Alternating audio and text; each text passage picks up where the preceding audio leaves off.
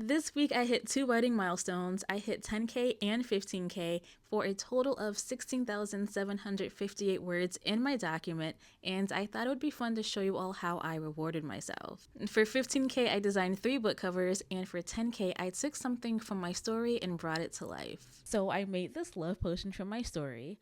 One of the characters who works at the apothecary shop is always making love potions because it is the #1 most requested potion customers ask for.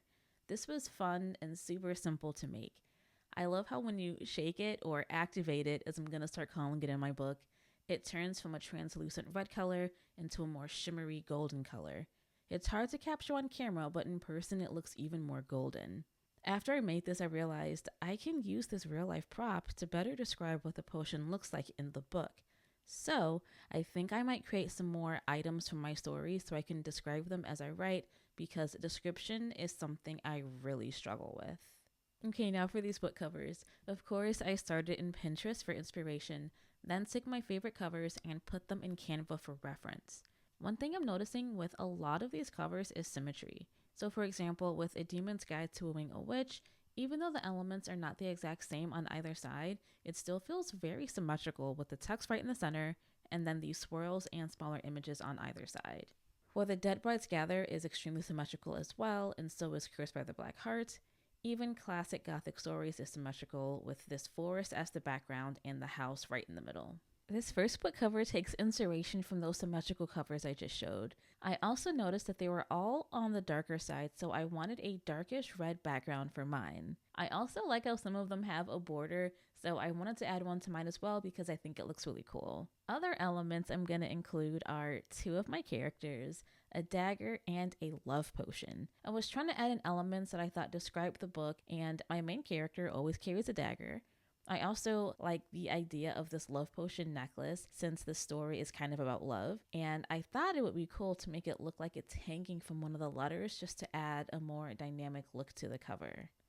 One of the book covers I'm using as inspiration had a silhouette of their character on the cover instead of having the character colored in, so I wanted to do the same thing for mine. I also think it helps you focus less on what the characters look like and more on the cover as a whole, so you're really looking at how all the elements tie in together to tell a story. At least that's the idea I had in my head.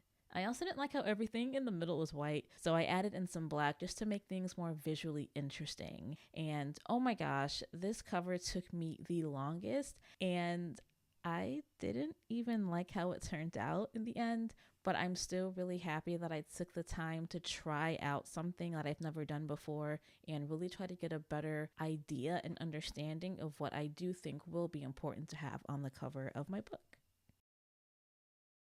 Okay, so for this next cover design, I'm taking inspiration from covers that have one main illustration on the cover. I absolutely love these 3 book covers because the art was gorgeous, and I feel like it adds a layer of mystery to the book because you're making a lot of guesses on what the book is about because there aren't a lot of little elements on the cover. I'm taking heavy inspiration from one Kingfisher book in particular and finding one illustration that focuses on one aspect of my story. So I found this cauldron illustration that I really liked. In my head, as I'm writing out certain scenes, my main character is using this large cauldron that has liquid spilling out and is really messy, so I thought this was really fitting.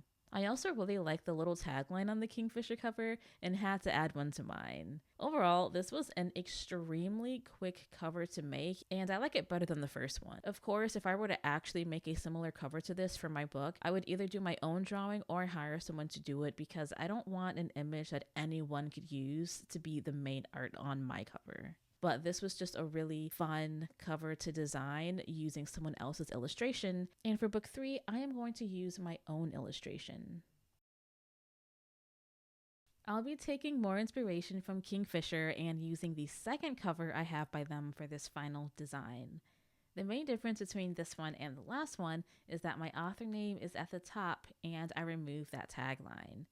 I also wanted to try and incorporate that love potion hanging from a letter like I did in the first design just to make it more unique to me. I also played around with the color of my name like in the second Kingfisher book just to break up the white text since my name is right above the title in this final design.